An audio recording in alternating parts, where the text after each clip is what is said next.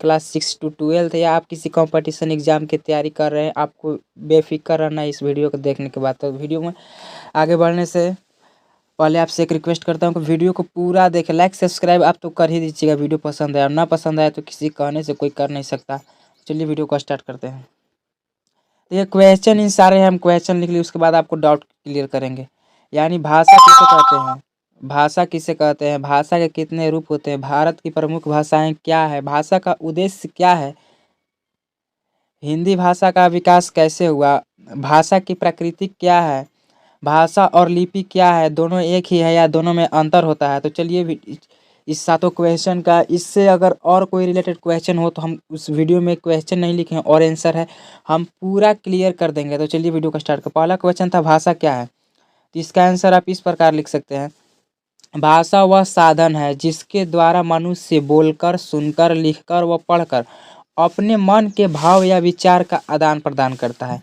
यानी भाषा वह साधन है कहें तो जिसके द्वारा मनुष्य बोलकर, सुनकर, लिखकर व पढ़कर अपने मन के भाव या विचार का आदान प्रदान करता है।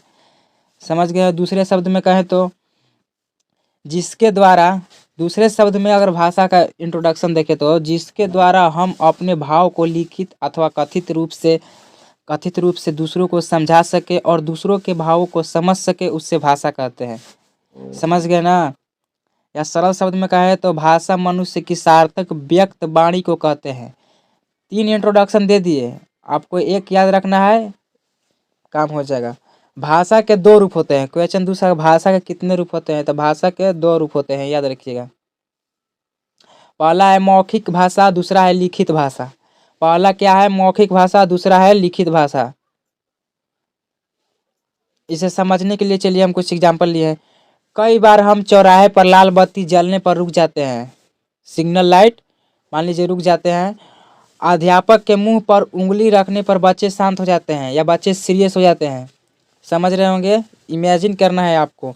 उंगली रखने पर बच्चे शांत हो जाते हैं। हाथ के संकेत से हम किसी परिचित को या जाने का संकेत कर देते हैं। यानी जैसे ए लेफ्ट हटिए, राइट हटिए, इशारे में आप कर सकते हैं। क्योंकि यह जरूरी नहीं है कि संकेतकर्ता द्वारा ही किया गया हो। मानिए यह जरूरी नहीं है कि आप मान लीजिए करता है तो आप ही करेंगे, तो आप ही जैसे मान लीजिए आप ही करेंगे तो दूसरा कोई कर सकता है। अगर दूसरा कोई आपको इशारा दिया कि आप इधर से हट जाइए तो आपको हटना पड़ेगा, वह संकेतिक होता है। उद्देश्य ही देखने वाले ग्रहण करते हैं। भारत की प्रमुख भाषाएं, याद रखिएगा, क्वेश्चन मांगे था कि भारतीय संविधान में 22 भारतीय भाषाओं का मान्यता प्रदान की गई है। जो भारतीय संविधान है उसमें टोटल 22 भारतीय भाषाओं को मान्यता प्राप्त दी गई है, जिनमें से देखिए वे भाषाएं निम्नलिखित हैं। ये देखिए ये भाषाएं हैं संस्कृत, हिंदी, सिंधी, तमिल, तेलुगु होगा यहाँ पर, मलयालम, गुजराती, मराठी, पंजाबी, कोंकणी, कश्मीरी, उर्दू, उड़ीसा, असमिया, कन्नड़, बांग्ला, नेपाली, बोडो इटीसी। यानी ये सब देख लीजिएगा, स्क्रीनशॉट ले लीजिएगा। स्थाली और मणिपुर आदि इटीसी। भाषा का उद्देश्य क्या है, भाषा का उद्देश्य क्या है, तो देखिए भाषा, एक और क्वेश्चन यहाँ पर बना कि भाषा का उद्देश्य क्या है। किसी भी क्वेश्चन, किसी भी इंटरव्यू या किसी भी ऑब्जेक्टिव क्वेश्चन पूछ सकता है कि भाषा का उद्देश्य क्या है। तो अब इसको संप्रेषण या विचारों का आदान प्रदान करना भाषा का उद्देश्य है। याद रखिएगा, भाषा का उद्देश्य क्या है, संप्रेषण या विचारों का आदान प्रदान करना ही भाषा का उद्देश्य है। भाषा विचार का आदान प्रदान करता है, इसका एग्जाम्पल से समझ सकते हैं कि भाषा है जो विचारों का आदान प्रदान करता है। सर्वाधिक उपयोगी साधन है। परस्पर बातचीत से लेकर मानव समाज की सभी गतिविधियों में भाषा की आवश्यकता पड़ती है।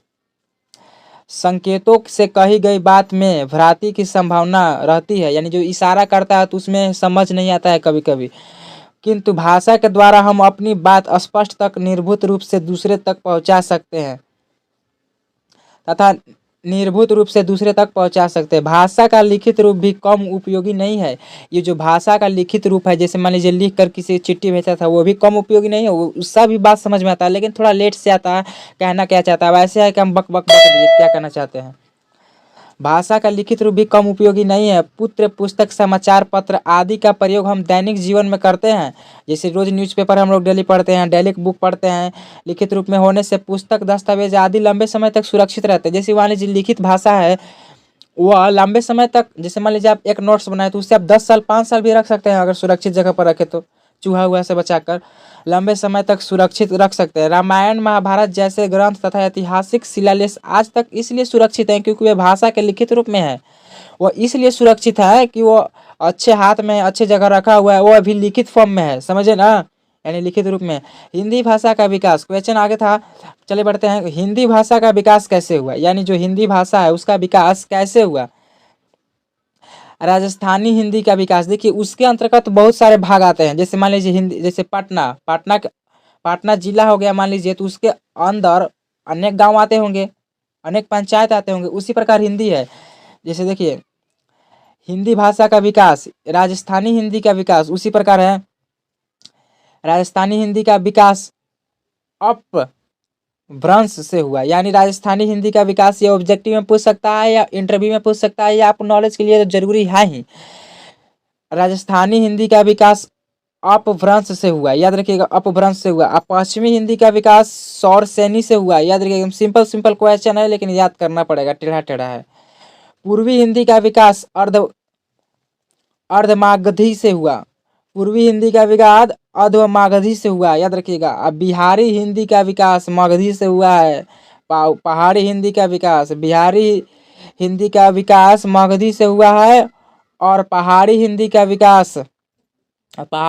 विकास खस से हुआ है, याद रखिए, खस से। दोस्तों अब हम लोग देवनागरी लिपि की ओर बढ़ते हैं।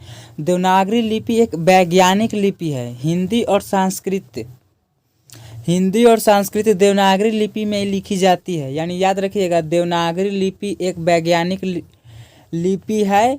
हिंदी और सांस्कृतिक देवनागरी लिपि में लिखी जाती है। देवनागरी लिपि का विकास ब्राह्मी लिपि से हुआ है, जिसका सर्वप्रथम प्रयोग गुजरात नरेश जयभट्ट के एक शिलालेख में मिलता है। 8वीं एवं 9वीं सदी में क्रमशः राष्ट्रकूट नरेशों द्वारा बदौड़ा के ध्रुवराज ने अपने देशों में इसका प्रयोग किया था। यानी 8वीं से 9वीं सदी में क्रमशः राष्ट्रकूट नरेशों तथा बदौड़ा के ध्रुवराज ने अपने देशों में इसका प्रयोग किया था।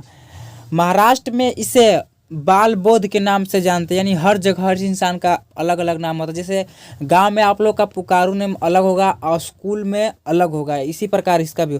देवनागरी के वर्णों में 11 स्वर और 41 व्यंजन होते हैं। देवनागरी के वर्णों में 11 स्वर और 41 व्यंजन है। व्यंजन के साथ स्वर का संयोग होने पर स्वर का जो रूप होता है उसे मात्रा कहते हैं। जैसे अ, आ, हर्षई, दुर्गई, री, डॉट इतना। जैसे देखिए क का, उसी प्रकार उसका एग्जाम्पल के तौर पर दिया, क का, की, कु, के, कौन का। भाषा और लिपि, वहाँ देवनागरी लिपि थी, यहाँ पर भाषा और लिपि है। भाषा और लिपि में समझिए लिपि किसे कहते हैं, यानी इसका भी एग्जाम्पल भी देख लीजिए, परिभाषा देखिए। लिपि शब्द का अर्थ है लिपना या पोतना। विचारों का लिपना अथवा लिखना ही लिपि कहलाता है। विचारों का लिपना अथवा लिखना ही लिपि कहलाता है। दूसरे शब्द में भाषा की उच्चारित मौखिक ध्वनियों को लिखित रूप में अभिव्यक्त करने के लिए निश्चित किए गए चिन्हों या वर्णों की व्यवस्था को लिपि कहते हैं। हिंदी और संस्कृत भाषा की लिपि देवनागरी है। अंग्रेजी भाषा की लिपि रोमन, पंजाबी भाषा की लिपि गुरुमुखी और उर्दू भाषा की लिपि फारसी। यानी कि यहाँ पर बहुत इंपॉर्टेंट क्वेश्चन बनता है क्लास 6 to 12 या IAS, OPS, PCS, BPSC, UPPSC, यानी आप किसी भी का तैयारी करते हो वहाँ पर ऑब्जेक्टिव में पूछ सकता है। संस्कृत भाषा की लिपि देवनागरी है, यानी हिंदी और संस्कृत की लिपि कौन है, हिंदी और संस्कृत भाषा की लिपि देवनागरी। अंग्रेजी भाषा की लिपि रोमन और पंजाबी भाषा की लिपि गुरुमुखी और उर्दू भाषा की लिपि फारसी है, याद रखिएगा। 4 क्वेश्चन यहाँ पर हो गया। नीचे की तालिका में विश्व की कुछ भाषाओं और उनकी लिपियों के नाम दिए जा रहे हैं, जो क्रमशः भाषा लिपियाँ हिंदी, संस्कृत, मराठी, नेपाली, बोडो। देवनागरी लिपि का ही इसका होगा। अंग्रेजी, French, German, Spanish, Italian, Polish मिजोसो मिजो इसका रोमन होगा, याद रखिएगा। पंजाबी का गुरुमुखी, उर्दू अरबी फारसी का फारसी होगा, और रूसी बुल्गेरियन चेक रोमन इसका होगा सब रोमोनियम रूस। बांग्ला का होगा बांग्ला, उड़िया का होगा उड़िया, असमिया का असमिया। भाषा की प्रकृति, अब देखिए क्वेश्चन नंबर आगे हम बढ़ते हैं, या मेन पॉइंट कहे या तो क्वेश्चन कहे। भाषा सागर की तरह सादा चलती बहती रहती है, यानी भाषा जो है वह सागर की तरह सादा चलती बहती रहती है। भाषा के अपने गुण या स्वभाव को भाषा ही प्रकृति कहते हैं। भाषा सागर की तरह सादा चलती बहती रहती है, यानी भाषा के अपने गुण या स्वभाव को भाषा के अपने ही गुण या स्वभाव को भाषा की प्रकृति कहते हैं, याद रखिएगा। हर भाषा की अपनी प्रकृति है, जैसे हर इंसान की अपनी बुराई अच्छाई विशेषता होती है, उसी प्रकार हर भाषा की अपनी प्रकृति होती है, आंतरिक गुण अवगुण होते हैं। भाषा एक सामाजिक शक्ति है जो मनुष्य को प्राप्त होती है। मनुष्य उसे अपने पूर्वजों से सीखता है और उसका विकास करता है। जैसे मान लीजिए आप इंडिया में जन्मे तो इंडिया का भाषा सीखेंगे, अमेरिका में जन्मे तो अमेरिका का भाषा सीखेंगे, इंग्लैंड में जन्मे तो इंग्लैंड का भाषा, रूस में जन्मे तो रूस का भाषा सीखेंगे, और अपने पूर्वज द्वारा उसी भाषा पर चलेंगे और उसी को ही आगे बढ़ाएंगे। यह परंपरा और अर्जित दोनों है। यह परंपरागत तथा अर्जित दोनों है। जैसे परंपरागत हो गया कि ऊपर से चला जाता है, अर्जित हो गया कहीं और पर जाकर, जैसे मान लीजिए दूसरा का लैंग्वेज सीख लीजिए। जीवंत भाषा बहता नीर की तरह सदा प्रवाहित होती है। भाषा के दो रूप हैं, कथित और लिखित। हम इसका प्रयोग कथन के द्वारा अर्थात बोलकर और लेखन के द्वारा लिखकर करते हैं। देश और काल के अनुसार भाषा अनेक रूप में बटी है। तो आज की इस वीडियो में इतना ही। उम्मीद करते होंगे कि टोटल आपको भाषा के बारे में इसके बाद कहीं नहीं पढ़नी है। तो चलिए वीडियो को आज के लिए इतना ही बंद करते हैं। नमस्कार।